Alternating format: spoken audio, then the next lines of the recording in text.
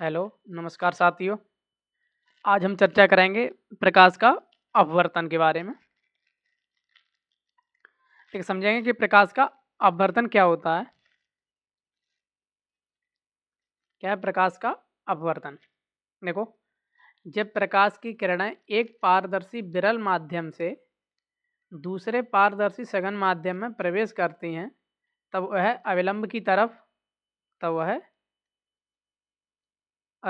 तरफ झुक जाती है, और जब सघन से विरल माध्यम में प्रवेश करती है तब वह अविलंब से दूर हट जाती है। अर्थात किरणें अपनी मूल दिशा से विचलित हो जाती हैं। इसे प्रकाश का अपवर्तन कहते हैं। इसे क्या कहते हैं? प्रकाश का अपवर्तन कहते हैं। इस विचलन का इस विचलन का कारण प्रकाश की गति होता है। ठीक है, यानी इस विचलन का कारण क्या होता है? प्रकाश की गति। देखो, जैसे मान लो ये अविलंब है, ठीक है, और ये सघन माध्यम है और ये है विरल माध्यम। कैसा?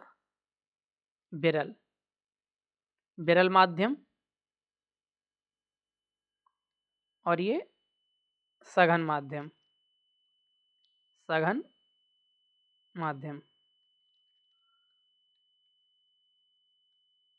ठीक है, विरल माध्यम, सघन माध्यम। ठीक है, जैसे मानो कोई प्रकाश की किरण है जो विरल माध्यम से सघन माध्यम में जा रही है। ठीक है,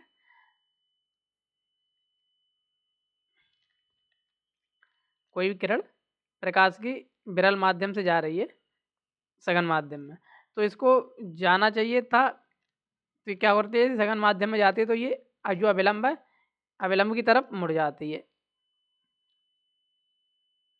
देखो, दोबारा समझ लेते हैं।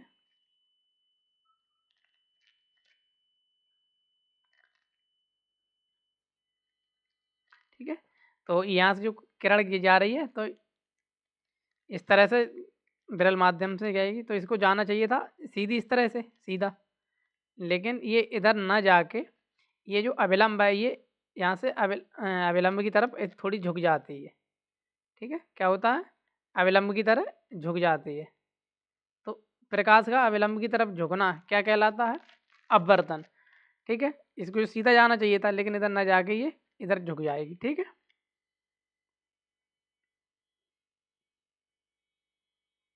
थोड़ा सही नहीं बता इसमें।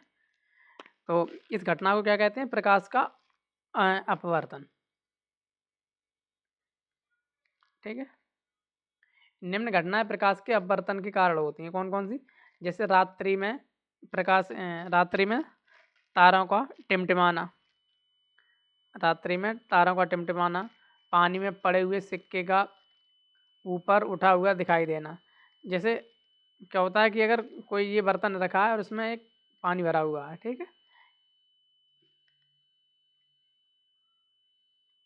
इसमें पानी भरा हुआ है, तो इसमें कोई सिक्का पड़ा है तली में। ठीक है, तली में ये सिक्का पड़ा है, तो यहाँ से देखने पर ये कैसा दिखाई देता है? ये वास्तविक जो गहराई है इससे थोड़ा सा उठा हुआ दिखाई दे प्रतीत होता है। तो ये किसके कारण होता है? प्रकाश के अपवर्तन के कारण। ठीक है, पानी में पड़े हुए सिक्के का ऊपर उठा दिखाई देना, पानी में आधी डूबी हुई टेढ़ी छड़ छड़ टेढ़ी दिखाई देती है। जैसे इसी प्रकार से अगर किसी बर्तन में पानी भरा हुआ है, ठीक है,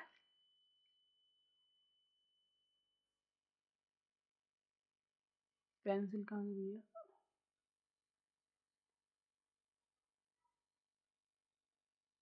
पेन ले लें, ठीक, हाँ। अगर किसी बर्तन में जैसे पानी भरा हुआ है,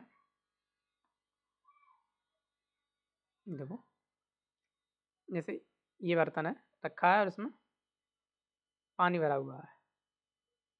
ठीक है, जैसे सिक्का ऊपर जो वास्तविक गहराई है उससे थोड़ा ऊपर दिखाई देता है, ऐसे ही अगर आप इसमें जिस कोई छड़ रखी हुई है, ठीक है, तो ये छड़ है वैसे सीधे दिखाई देने, लेकिन सीधे दिखाई ना दे के ये किस तरह से, इस तरह से आपको दिखाई देगी इसमें, इस तरह की, यहाँ से। जब यहाँ से कैसी दिखेगी, थोड़ी टेढ़ी हुई दिखाई देगी, टेढ़ी दिखाई देती है इसमें पानी में रखी हुई। तो ये किसके कारण होता है, अपवर्तन के कारण।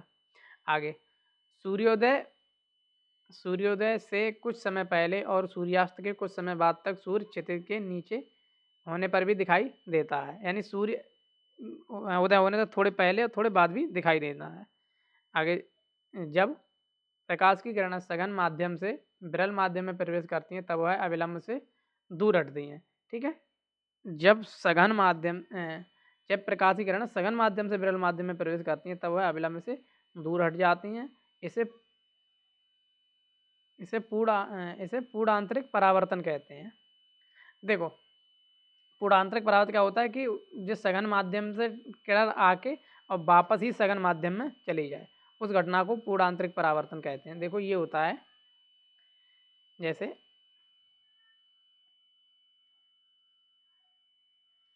ठीक है, अगर कोई किरण आएगी, ये मान लो ये विरल माध्यम है, ठीक है, विरल और ये सघन, विरल माध्यम है, ये सघन माध्यम है। ठीक है, तो विरल माध्यम पर अगर किरण आएगी तो वो क्या करेगी, अविलंब की ओर झुकती है। विरल माध्यम से आने वाली किरण क्या होती है, अविलंब की तरफ मुड़ जाती है। और सघन माध्यम से अगर, ठीक है, अगर यहाँ मान लो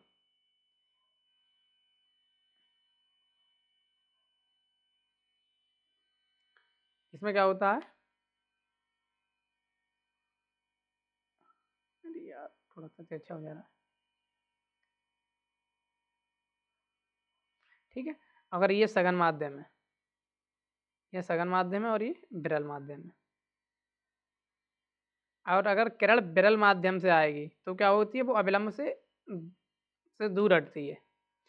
अगर किरण विरल माध्यम से सघन में प्रवेश करती है तो अविलंब की तरफ झुकती है, और जब सघन माध्यम से विरल माध्यम में प्रवेश करती है तो वो अविलंब से दूर हटती है। क्या होती है, अविलंब से दूर हटती है। विरल माध्यम में पास अविलंब की तरफ झुकती है, और सघन माध्यम से आए तो अविलंब से दूर हटती है। तो ये कुछ इस तरह से हो जाएगी, इस तरह से चली जाएगी, यहाँ आई और ये इधर को चली गई। ठीक है, इस तरह से यही घटना आएगी फिर, ठीक है, इस तरह से ये अगली बार इधर चली जाएगी, और जैसे ये इधर आ जाएगी, और एक समय ऐसा आएगा कि ये किरण वापस सघन माध्यम में ही लौट जाएगी। इस घटना को कहते हैं प्रकाश का पूर्ण आंतरिक परावर्तन। ठीक है, पूर्ण आंतरिक परावर्तन। हाँ देखो, पूर्ण आंतरिक के परावर्तन के उदाहरण क्या है, जैसे हीरे का चमकना, हीरे का चमकना, रेगिस्तान ठंडे क्षेत्रों में मरीचिका का बनना, चटके कांच का चमकना, पानी में हवा भरे बुलबुलों का चमकना आदि प्रकाश के पूर्ण आंतरिक परावर्तन के कारण होता है। ठीक है, तो इनका आप ध्यान रखें। हीरे का चमकना किसका उदाहरण है, पूर्ण आंतरिक परावर्तन का। जो चटका हुआ कांच होता है वो क्यों चमकता है, तो प्रकाश के पूर्ण आंतरिक परावर्तन के कारण। ठीक है, आगे बात करते हैं इंद्रधनुष का बनना। देखो, बरसात के मौसम में कभी कभी इंद्रधनुष दिखाई देता है। यह धनुष की तरह रंगों से यह धनुष की तरह रंगों से बनी एक संरचना होती है जो सिर्फ आकाश में दिखाई देती है। इंद्रधनुष कैसे बनता है, इंद्रधनुष में 7 रंग होते हैं, लाल, नारंगी, पीला, हरा, जामुनी, हरा, नीला, जामुनी और बैंगनी। ठीक है, 7 रंग होते हैं। ठीक है, इंद्रधनुष का बनना बारिश की बूंदों के कारण होता है। किसके कारण होता है, बारिश की बूंदों के कारण। ये बूंदें प्रिज्म की तरह कार्य करती हैं। किसकी तरह कार्य करती हैं, प्रिज्म की तरह। ये बूंदें प्रिज्म की तरह कार्य करती हैं। बूंद की 2 सतह होती हैं। जब प्रकाश बूंद के अंदर प्रवेश करता है तो पहली सतह से टकरा कर थोड़ा सा झुक जाता है, पहली सतह टकरा के थोड़ा सा झुक जाता है। यह रंग दूसरी सतह से बाहर निकलते हैं तो थोड़ा सा झुक जाते हैं और रंग की एक पट्टी सी बन जाती है, रंग की एक पट्टी सी बन जाती है। इस प्रकार प्रकाश के झुकने के कारण आसमान में धनुष की आकृति बन जाती है। लाल रंग का प्रकाश कम मुड़ता है। ठीक है, ये ध्यान रखें, लाल रंग का प्रकाश कम मुड़ता है, इसलिए ऊपर दिखता है, तथा बैंगनी रंग का प्रकाश सबसे ज़्यादा मुड़ता है, इसलिए सबसे नीचे दिखाई देता है। ठीक है, तो लाल रंग का प्रकाश सबसे ऊपर दिखाई देता है और बैंगनी रंग का प्रकाश सबसे नीचे दिखाई देता है।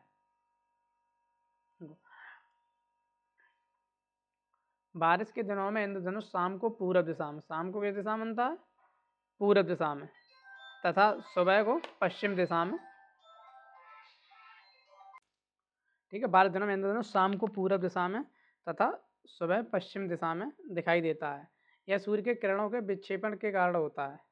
किसके कारण? सूर्य के किरणों के विक्षेपण के कारण होता है। सूर्य की किरण में वर्षा की बूंद से आपतित तथा परावर्तित होने के कारण, सूर्य की किरण में वर्षा की बूंद से आपतित तथा परावर्तित होने के कारण इंद्रधनुष बनता है। इंद्रधनुष देखने के लिए पीठ हमेशा सूर्य की तरफ होनी चाहिए। ठीक है, इंद्रधनुष कैसे देखते हैं? सूर्य की तरफ पीठ करके। अब बात करते हैं व्यतिकरण की। ठीक है, व्यतिकरण तब होता है जब समान आवृत्ति की दो प्रकाश तरंगें किसी माध्यम में एक ही दिशा में गमन करती हैं। व्यतिकरण तब होता है जब समान आवृत्ति की दो प्रकाश तरंगें किसी माध्यम में एक ही दिशा में गमन करती हैं और इसके कारण प्रकाश की तीव्रता में परिवर्तन होता है।